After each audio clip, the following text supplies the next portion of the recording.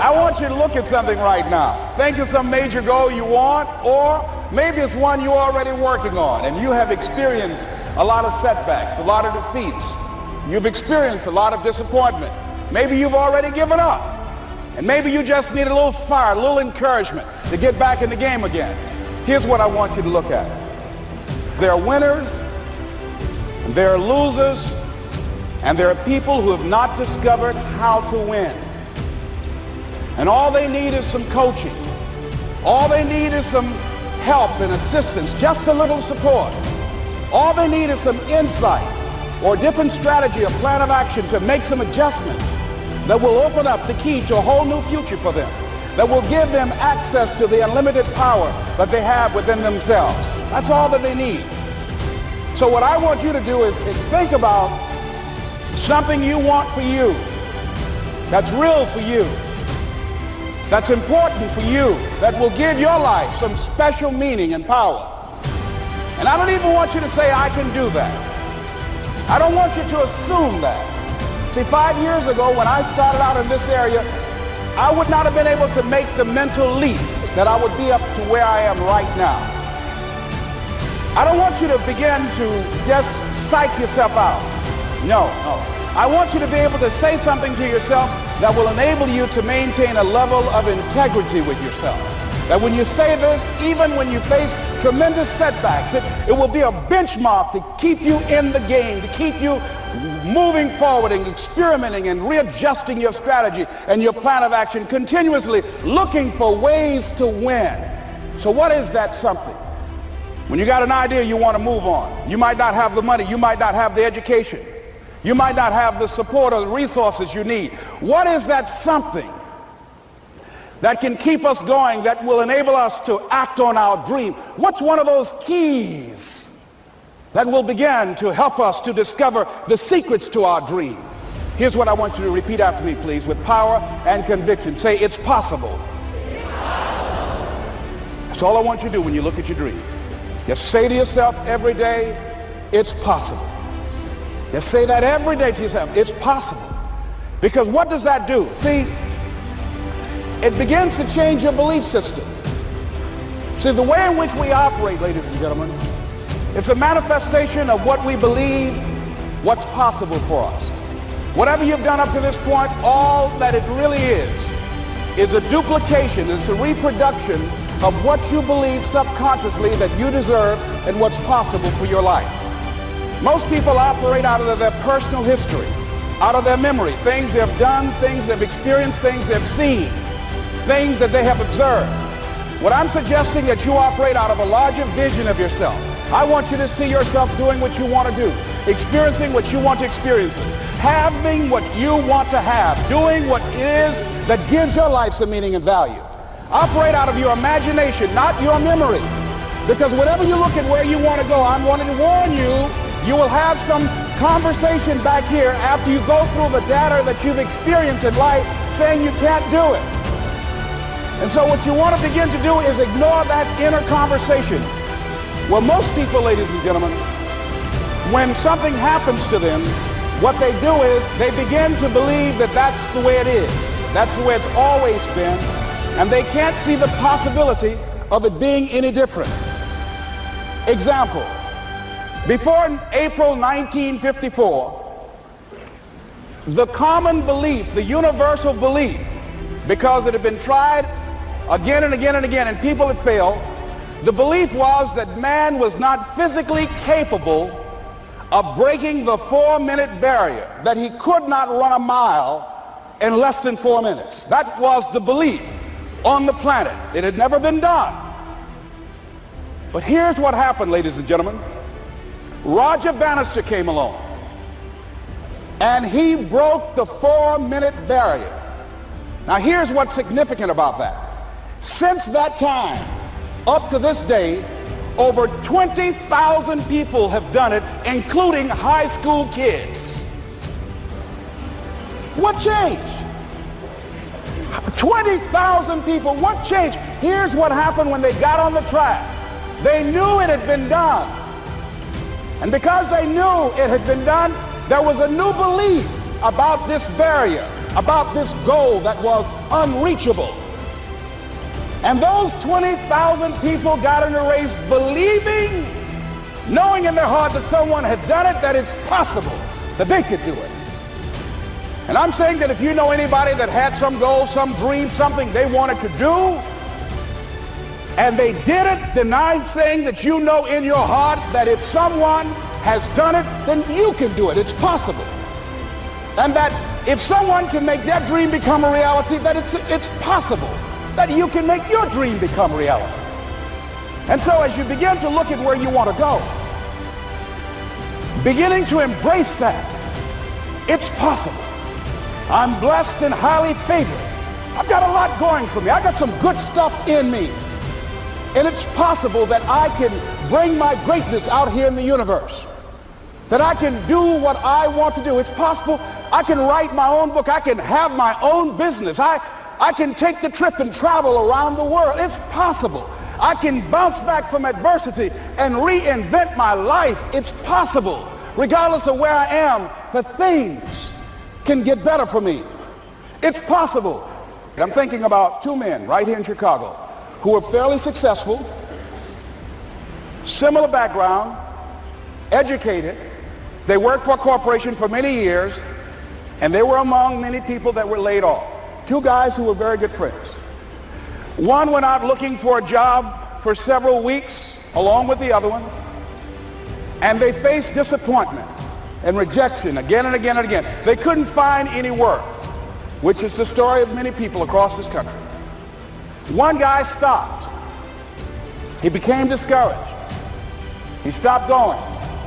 He stayed home looking at television, became very argumentative and toxic with his wife, drinking beer, getting on the phone, talking to his other negative, unemployed friends, and he just gave up. The other guy kept looking for a job everywhere he could go. Every time he could get an opportunity, kept asking people, networking, checking the newspapers every day, kept going everywhere he could, trying to find a job. You have too much education. You're overqualified. You won't be here long enough. He kept going. He kept going. He went to a place and said, look here, I tell you what, if you can't hire me, and I know you can use my talents, abilities, and skills, I don't want to sit home and do nothing. Just let me do some volunteer work. You don't have to give me anything, all right? I just want to work. I want to be busy. Guy said, okay, it's on you now, but don't expect me to give you anything. It's okay. This guy came in and worked. He was the first one there. The last one to leave was the best employee there. About 4 weeks later, one of the top managers quit. They were looking for a replacement. Guess who they selected? This other guy. This guy who was volunteering his time. He got the job. What was the difference between the two men? Eyesight and mindsight. Eyesight is judging on what you see, judging according to appearances. But mindsight is how you interpret what you see. One guy said, it's not possible, it's over, I'm finished. I can't do it. I can't make it. He surrendered. I've faced rejection again and again. I'm not going anymore. There are no jobs out there. But this other guy, he felt that in spite of the no's and rejections, in spite of how bad the economy is, in spite of what the newspapers are saying, that it's possible that somebody somewhere will give me a job. He just kept going, thinking it was possible. And guess what, ladies and gentlemen? That's what we have to do with our dreams. Because things happen to you in life that you can never, ever anticipate. And many times when those things happen, you want to give up. I remember when I was in broadcasting, when I was a disc jockey, I became very controversial, not only being a disc jockey, but I felt that radio was something that you not only entertain people with, but you also empower them, you educate them. And I got fired. I didn't just leave, they fired me. That was a shock. I said, wait a minute. They took my microphone. I thought that was who I was. No, ladies and gentlemen, it wasn't. I had to do something else. And I didn't know what else I could do. See, here's what I'm looking at. what are the uses for your life right now that you haven't even reached for yet? See, I believe that when you don't have enough encouragement to act on your dreams or ideas, or you're not enlightened enough, that life will act on you. See, life had moved on me and said, Les Brown, you have outgrown this. It's time for you to do something else. Well, I wasn't enlightened enough. I organized some disc jockeys and got my job back. So they had to fire me again. I got fired twice. Here's what I did. I had to think of something else. And so a guy suggested to me, he said, Les, why don't you run for office? I said, man, I've never run for office. I've never known anything about how to operate in the political arena. I've heard encourage people to register to vote and get out to vote, but I don't know anything about politics. He said, well, neither do the people who run for office all the time.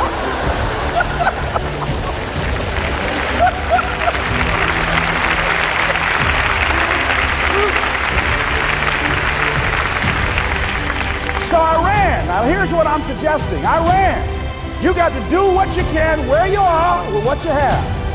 I didn't have any money. I didn't know anything about the political process. I didn't even have any support.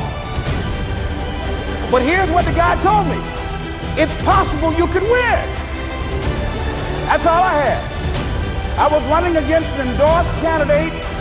He was an incumbent. He had the newspaper support, all of the leadership in the community, and I was challenging this guy. So I had a saying when I was on radio, stand up for what you believe in because you can fall for anything.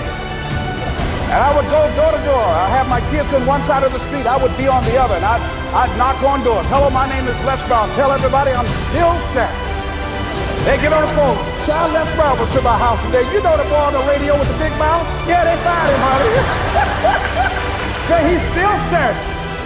See, I'm saying just keep moving. Don't start feeling sorry for yourself. Don't spend time blaming and talking about what happened to you. See, whatever you talk about, that's what you multiply and expand in your life experience. So don't talk about stuff unless you want it to keep on happening to you, all right? So I got in that kind of action.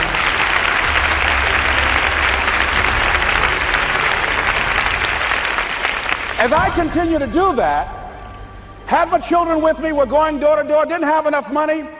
Eventually, we got close to the election and something happened that really surprised me. Guys who I thought were going to either support me or stay out of it, various powerful community leaders, they became involved in it and they endorsed my opponent. I felt devastated. Now that's going to happen to you when you're working on your dream. Things are going to happen that's going to catch you on the blind side. That was shocking to me. They didn't have to do that. All they had to do was just stay out of it. But here they go, come up in there messing with me. Now that's going to happen. There's some people who believe it's their personal business to stop you from living your dream, all right?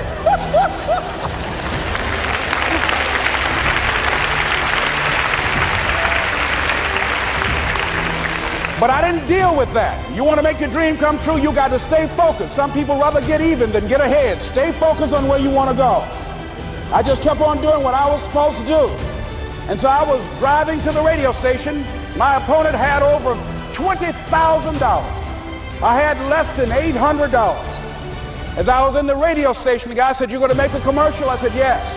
He said, "It better be a good one because that money can't go pretty far here."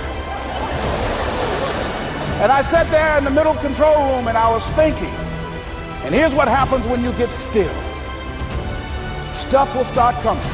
Something said, "Call your mama." You used to talk about your mother on the air all the time. Ask her to say a few words for you. That'll be a different kind of political spot. So I called my mama, and I had a gospel record playing in the background.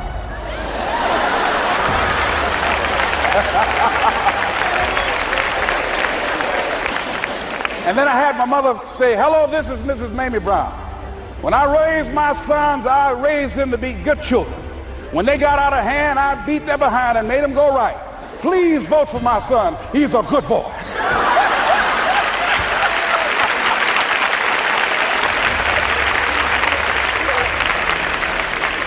Usually in the state representative race, maybe 3,000 or 4,000 people will come out to vote in a primary. In that primary race, over 27,000 people came out and voted and said, "I'm voting for Les Brown because his mama said he's a good boy." I won, ladies and gentlemen.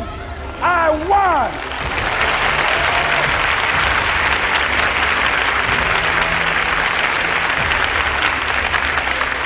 So you've got to be willing to stay focused, to be creative, to be relentless, because things are going to happen to you when you're working on your dream, when you get on track. I remember when I first got involved in speaking, one of the main things that speakers like to do is speak to a certain association that they have over 10,000 of their sales reps that come to this convention.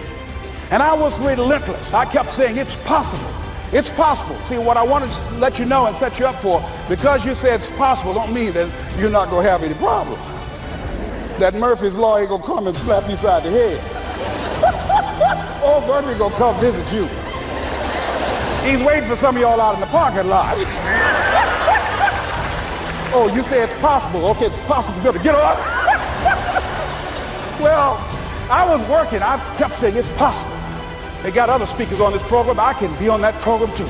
I kept selling myself. I got all fired up. And I was calling them every day.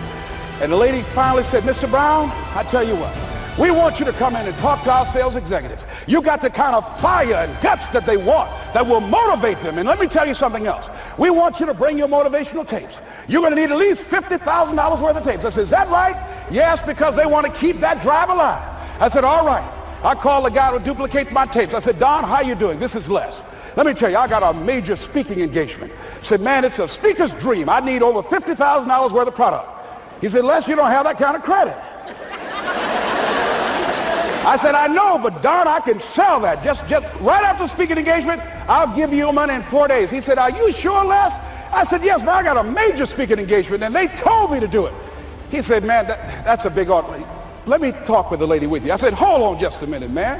Call the lady back. Hello, Evelyn, how you doing? This is Les Brown. I got Don on the phone. What did you say? Do I have the speaking engagement? Yes, you do. And what else you suggest? Les, our people, they buy a lot of tapes. Your tapes are very popular among them. I'm saying bring at least $50,000 worth of tapes, Les. You'll sell everything you got and more.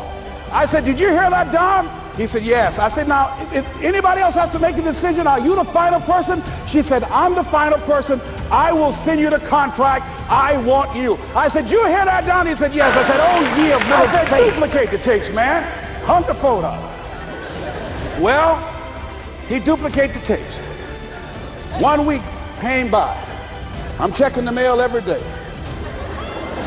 No contract. I said, come on, Murphy, don't start nothing, man. Come on. Come on, man, give me a break. Come on, you know, this ain't fair. Come on, man. Give your boy a break. Come on. I talked to myself, you know. I didn't want to call him right now. 2 weeks passed by. Murphy said, don't you think you ought to call him? I said, okay. I called, I said, hello, this is Les Brown calling. How you doing, Les? I said, fine. I said, Evelyn hasn't sent my contract out yet. Any additional information you need? So, Les, you haven't heard? I said, no. I said, Evelyn died. I said, she died? I said, did she say anything about me?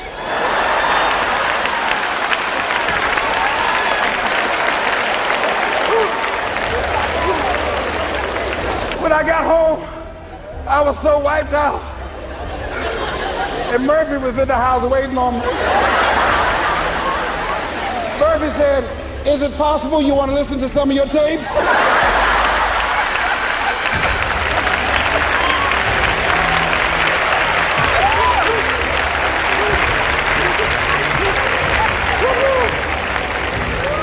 Well, ladies and gentlemen, here's what I had to do. I had to begin to focus on what was the solution. That this was not the only place that I'll be able to sell those products. And as I began to challenge myself and got some help and support and some other input, I eventually did. It took longer, but it was challenging. But I did it. Repeat out to me, please. No matter how bad it is, or how bad it gets, I'm going to make it. I'm going to make it. Shake somebody's hand on your right and left and say, you got that right.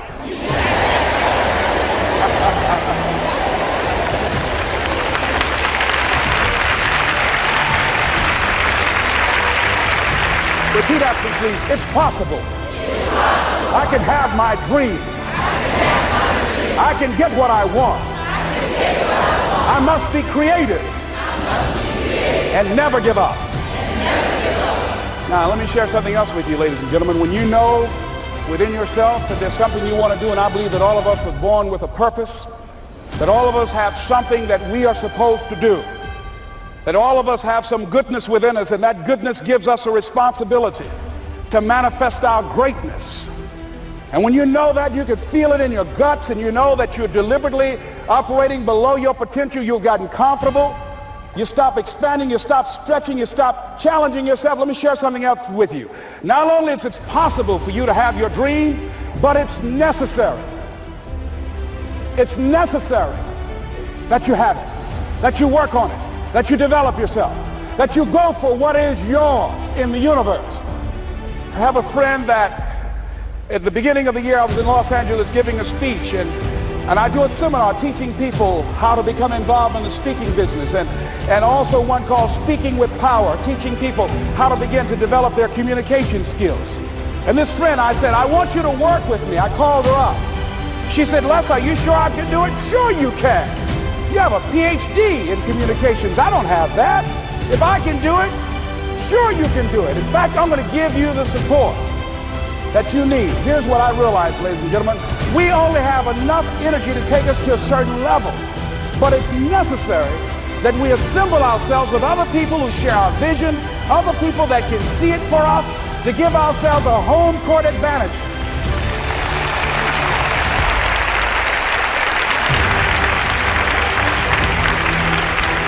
So it's necessary that you seek out other people who think like you, who are growing, who have decided that they are not satisfied with where they are. See, I don't believe that necessity is the mother of invention.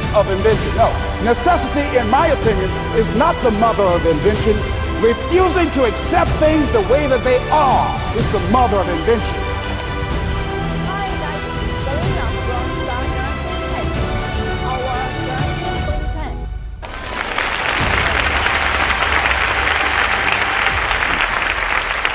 10. When you decide, I'm not going to settle for this, this is not going to be it for my life, I deserve more than this. See, that will start making you do some stuff.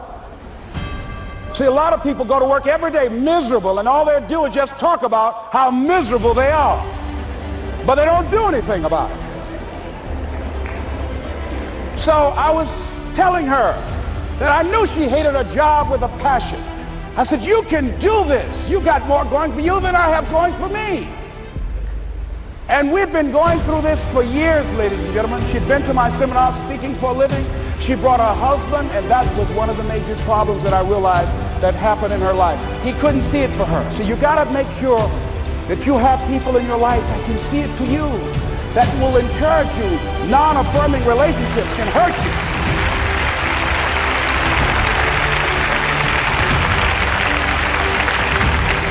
And I talked to him. I said, you know, I don't have anything to do with your marriage. He said, you and I are good friends, and she and I are good friends. And I'm not taking sides. I said, but if you can't see it for her, don't tell her that. Just give her some support. What if you're wrong?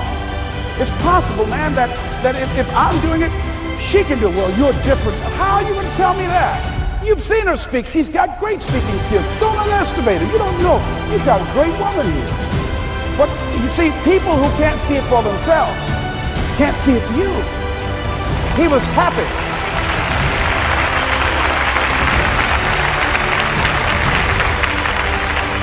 So I said, will you do it with me? I said, I'm going to give you the support you need. You can't do it by yourself. I will stand with you. She said, you will? I said, yes. I'm going to make you part of my seminar. You'll do a part of it, and I'll do a part of it. Speaking with Power. She said, okay. 3 days later, ladies and gentlemen, I got an emergency call at my office. It was from her husband.